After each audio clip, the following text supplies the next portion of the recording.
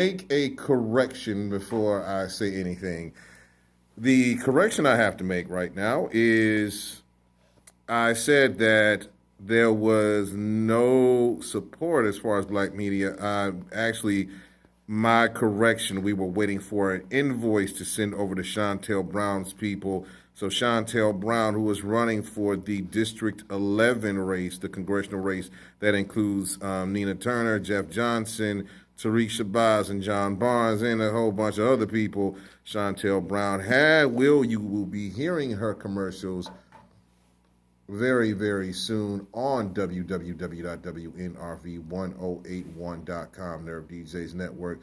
So shout out to Jasmine Lastry, who works with Chantel Brown and Brian Peters for, I apologize.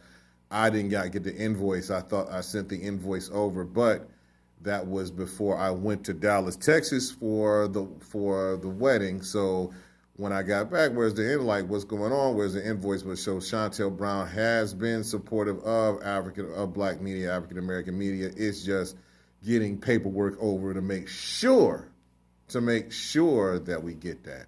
So we sent it over, and as soon as we get, you will hear her stuff. As soon as she sends over the commercial spot, you will be hearing her commercials on www.wnrv1081.com, Nerve DJs Network.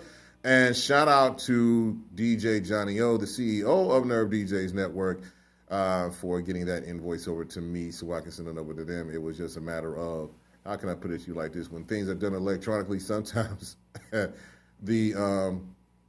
got to have Wi-Fi sometimes. And when you don't have Wi-Fi, things get stuck in the lurch. But also, we do have Nina Turner has also sent over some paperwork, so you might hear hers as well. Everybody else needs to get in line, especially for black media, because there's 2 weeks left before this congressional race on August 3rd, and early voting has already started pretty much for this congressional race and everything else. So we have a candidate here for Cleveland City Council Ward 1 as well. But the sad news I had to get to is the death of one of my favorite hip-hop artists, Biz Markie, the Clown Prince of Rap, passed away last Friday at age 57. Also, Frankie Lyons, the mother of singer Keisha Cole, also passed away at age 61.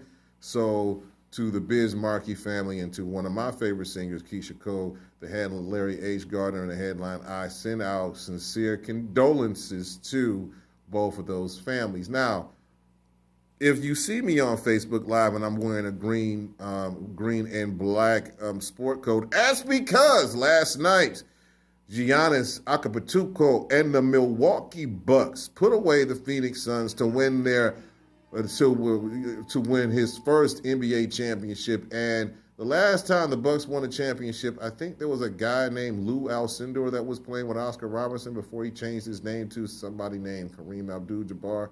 Yeah, so before Kareem went to the Lakers, he won one with the Bucks. So yeah, it is. Shout out to the Bucks. Giannis put up 50 last night in a 105-98 win against the Suns. The Suns kept coming. Chris Paul, who was on the Phoenix Suns along with Devin Booker, fell short, unfortunately, in Chris Paul's first NBA Finals appearance after being there for 16 seasons, pretty much. So hopefully maybe next time, but Giannis and Chris Middleton and J. Rue Holiday pretty much dominated. You know, when you have a guy that puts up 50 and he don't take no threes and he was making all his free throws and everything else, we just go in there and just dogging the inside, you got to give him respect where respect is due. Also, Giannis was named Finals MVP. And actually, to be honest with you, that makes 3 brothers from that family that have a ring. Giannis and 2 of his younger brothers. One won a ring last year with the Lakers. He was on the bench, though. And the other one actually won a ring with Giannis on the Bucks. And, you know, if that doesn't scare nobody, Brook Lopez finally has a ring. So that should, that should frighten people. But the thing about it is that, I made making corrections and things of that nature. I got to talk about something that happened on Monday. Now, a group of ministers and one person from the Cleveland construction union, we had a press conference at Mount Olive Baptist Church about some of the stuff that was before Chantel Brown, in defense of Chantel Brown, for the stuff that Nina Turner has. There was some ads that Nina Turner has said that Chantel Brown gave $7,000, gave herself a $7,000 raise, that gave construction contracts to her boyfriend and things of that nature. And, people have said those are out and out lies. The Nina Turner camp has said Chantel Brown has been throwing shade for a while, came out with the press release and said that, using out-of-town efforts. Listen, let me explain to everybody that's running in this race. Now, I had a whole soliloquy before I got here. I'm just going to break it down. Most of us who are running this race are African-American people, okay? So we not need to tear down anybody who's African-American in this race. We don't need to tear down especially the two front runners in this race are African-American women. So instead of we need not divide. Run it straight on the issues and on the resumes that both of these women have. Both of them have extremely great resumes. Senator Turner, Councilwoman Brown have extremely great resumes. So let's run this on the issues and not the mudslinging BS that we have known that it is known for. We all know both of them have great resumes. Also, both of them have flaws. So let's stop with the flaws and vote on the record, or anybody else, from Jeff Johnson to John Barnes to Risha Baza all the way down as far as this, because I'm sick and tired of African-American people throwing mud at each other for the same position. This is not Trump versus Biden here, okay? Every single vote is going to count. Bottom line. So T-Rex, the human T-Rex is here right about now, and I got to get to this young man that's sitting right in front of me. So he's, speaking of running races, he's running for Cleveland City Council, Ward 1. So please, T-Rex.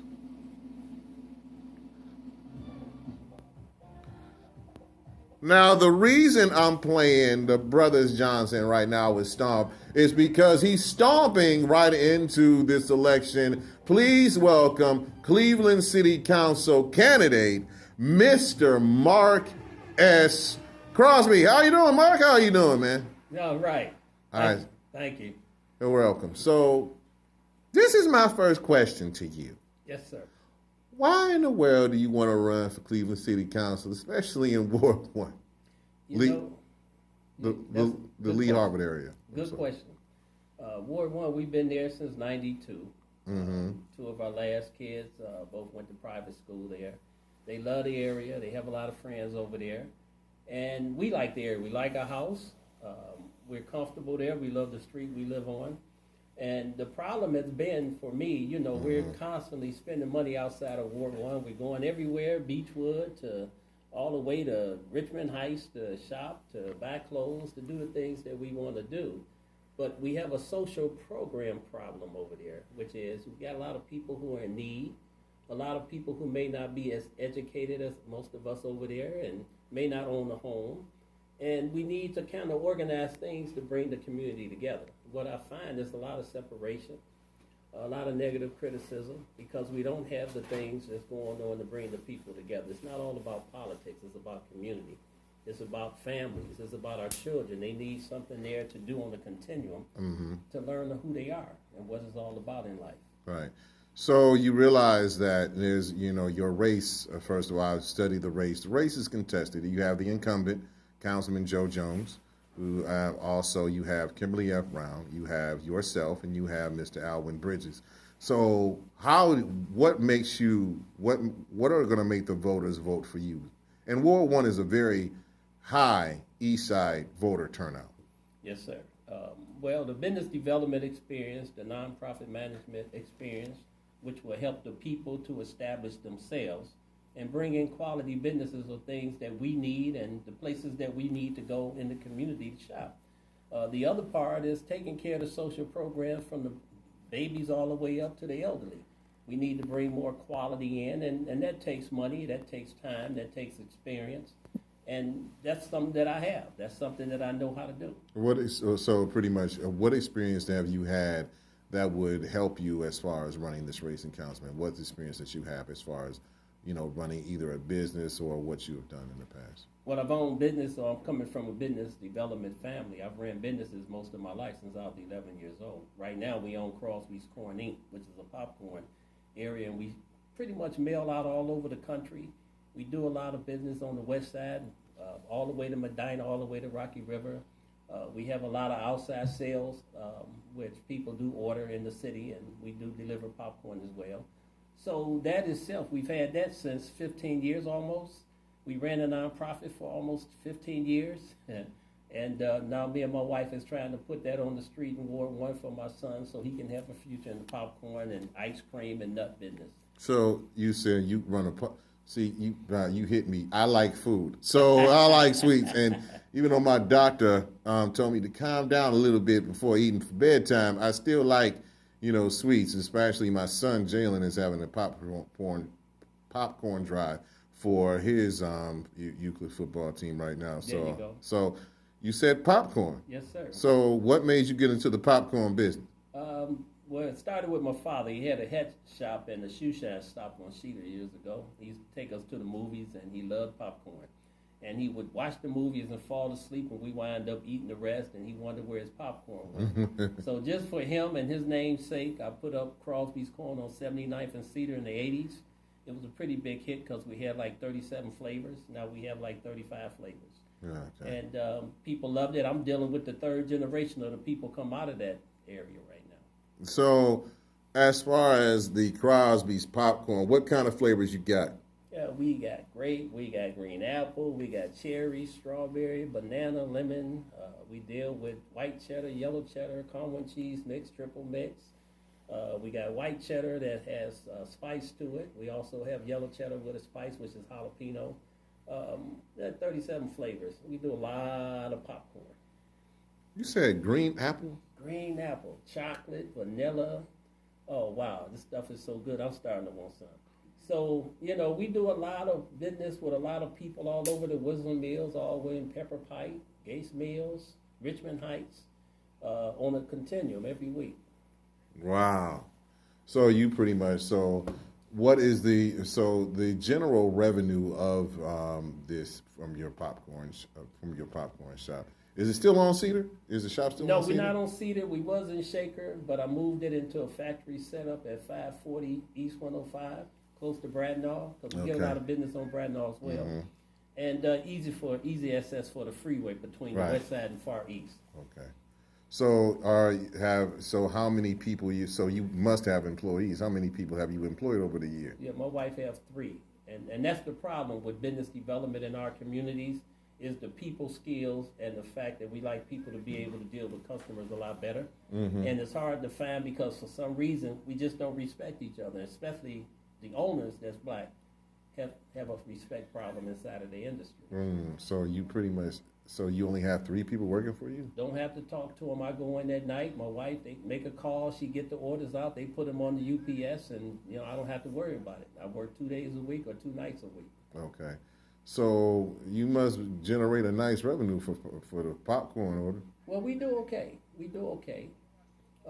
And right now we're trying to make sure that we can get the African American community, if I can say that, pretty much on board with understanding that my popcorn, I'm the only black popcorn vendor in almost 3 counties. So pretty much you're having a problem with support that I had with black media as far as black, support of business. Yes, right? Sir. Yes, okay. Sir.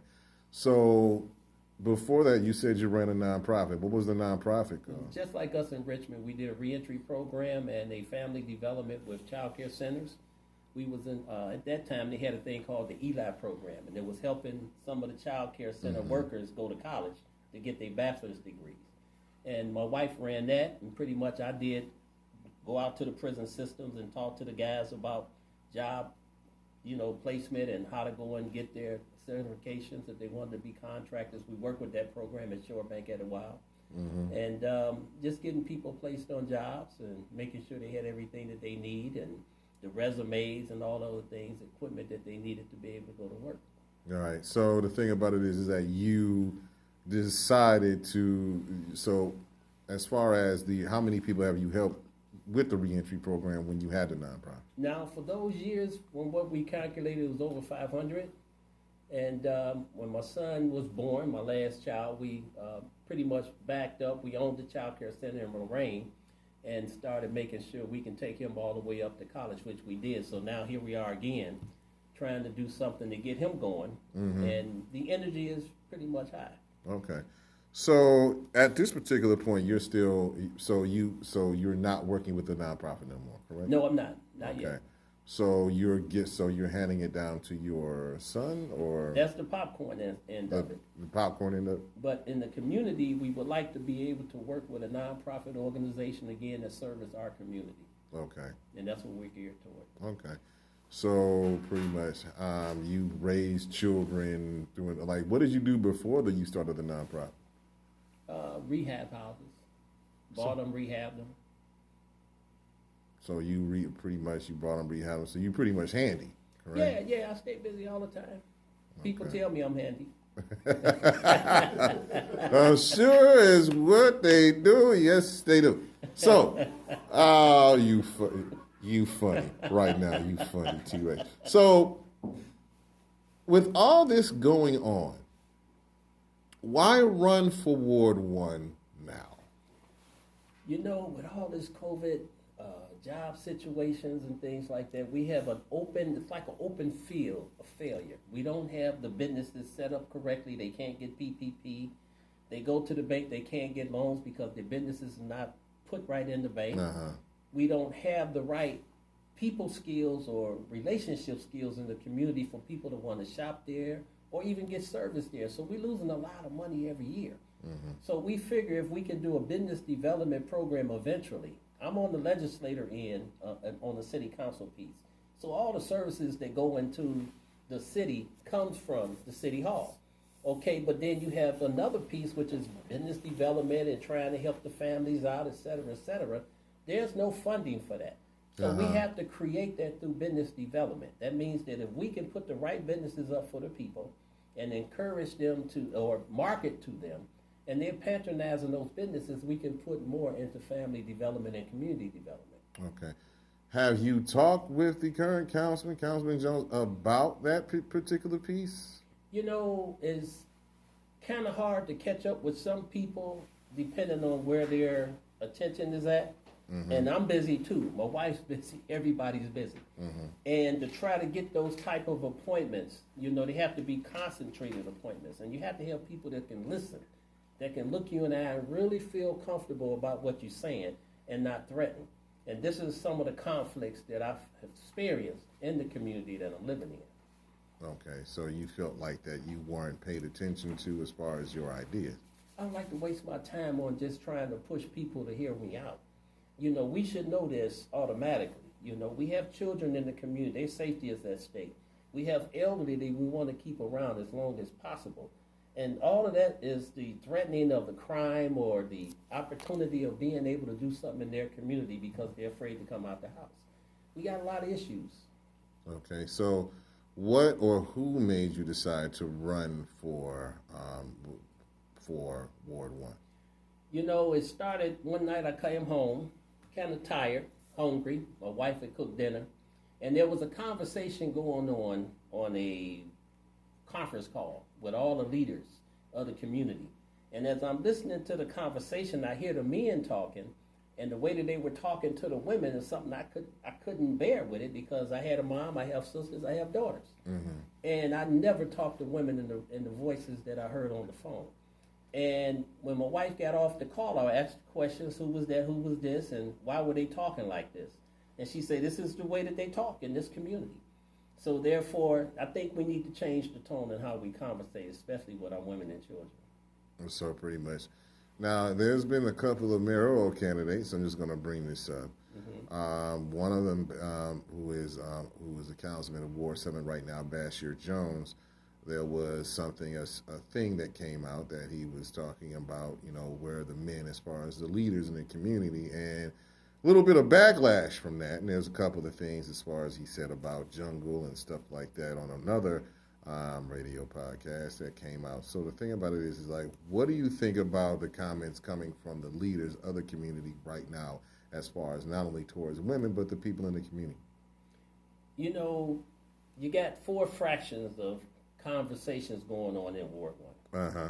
The men are not paying attention to the growth part of it, which is our responsibility. We have to come and find a way to come together. Since I've been going out trying to get people to support my candidacy, I had the opportunity to talk to probably 300 or 400 men. And all of them are fathers, or they're married, or they have children. Mm-hmm. And many of them, when I first tried to get on the ballot in January, it was ugly. But then in February, after they kicked me out, I went back again and started meeting grown men who talk like grown men, educated, coming back to the community that grew up here. And it kind of changed my mind, because there's hope. There's people who really want to do something, but they're looking at the political leadership. How do you get in the room to talk with this political person? How do you go and talk to the people in the community to get them to understand that we're all we got? And by doing that, then we can improve the community. And that's what gave me a little bit more hope that there's some things we can get done together. Okay, so pretty much you're about togetherness, working with the community. Oh, love the community. So what about, you said you own your own business, you rehab houses, you had your own nonprofit. Of course, you got the popcorn thing on. I'm a little bit salty because you didn't bring me a sample. Well, we started to. We was running late. I got you covered. Okay, so it was like, You got that coming. Thank you. So the thing is that you are, so how do you bring development and businesses into Ward 1, more businesses into Ward 1? As far as the interesting thing about that is that more men are interested in trying to find a way. As one guy told me, I don't make but 3% with the bank. Maybe this is something I need to find out if there's something we can do to help. You know, maybe we can do some things to add on to that business development, which we need 17 businesses to make a certain amount of money to reinvest back into the community. We don't have those businesses there. And like one older guy, 101 years old, been here since the late 50s. His father built the first house in the area where he stayed at. He say, do not allow this place to have a freeway running through it until we get a business development model going. Because that way, at least we will have something flowing in the community to keep the people, and maybe people from out of town that want to come visit us. Okay. So what is your effort on you talked about the pandemic, the coronavirus pandemic, healthcare disparities in our African American communities. How would you deal with that as far as, if you were elected to city council? Well, I'm 66. Mm-hmm. I'm very careful about healthcare with my family as with myself. I think we need some quality of healthcare in the community. We need to look for the quality, and hopefully and gratefully, we didn't get rid of Obamacare. Mm-hmm. So we may have more choices than just having people come in and kind of scrutinize the type of work they do. I experienced that in University Heights with a collaboration of dentists. And one of the statements that he made me think. He said, we're trying to do something in the community, but they sent all of the best doctors and the best clients to the Jewish side, and they give us all of the black poor people. And that kind of hurt my feelings, so I kind of, when they got another dentist on. Black poor people? Well, that's what. Why we got to be black poor people? We don't get I got money, a little bit. Pay for the station? Wait, I hear what he's saying. Now, this is deep because right. As black people, we own less than 3% of the nation's wealth. You're right about that. So we all broke. Right. Everybody out here, not saying it like that, but we have no wealth. Well, we're supposed to be sure. The T-Rex signing off. All right. So, and the thing about it is, he's right. We only have 3% of the wealth, and NBA contracts really don't count in this particular ways. If you think about that, right. So we need to own some stuff, because the majority of some stuff, unfortunately, we step out of here and we don't own any of the hotels, the resorts. Everybody talk about, the Hamptons. Puffy goes to the Hamptons all the time, but we don't own the Hamptons. Yeah. I want to own the Hamptons. I don't want to just go there to vacation. I want to own it, so you can pay me to vacation there. But think, man, that in Ohio alone, you $1.9 trillion in power spending. You $3.8 trillion in United States in your power spending. That's interesting. But we the poorest people. We spend more money than everybody, Right. if you really look at it. Yeah. But then they piggyback off us. The NBA, you go out there and you do your thing, and I get 80%, you get 20. I mean, everything we do, hip hop, everything we've created, the music, the jazz, go back to the 50s or even the 20s. 30s, yeah, 20s. When everybody Right. fed off on us, Right. when we went into the nightclubs, you got to get an agent. Everybody getting more money than we getting. You know, who was the thing about it is who's the most powerful person in the NBA? Is it Jordan or is his agent David Falk? So let's stop right there. Speaking of powerful, this is a powerful song by Keisha Cole. Like I said, her mother Frankie passed away, so this is one of the best songs that she's ever done. And you probably heard this before, but I'm playing it just for the memory of Frankie, Keisha Cole's mom. Heaven sent from heaven. We'll be right back with more Marc Crosby on the Headline Eye on Nerve DJs, www.WNRV 108.1 Nerve DJs Network. We'll be right back.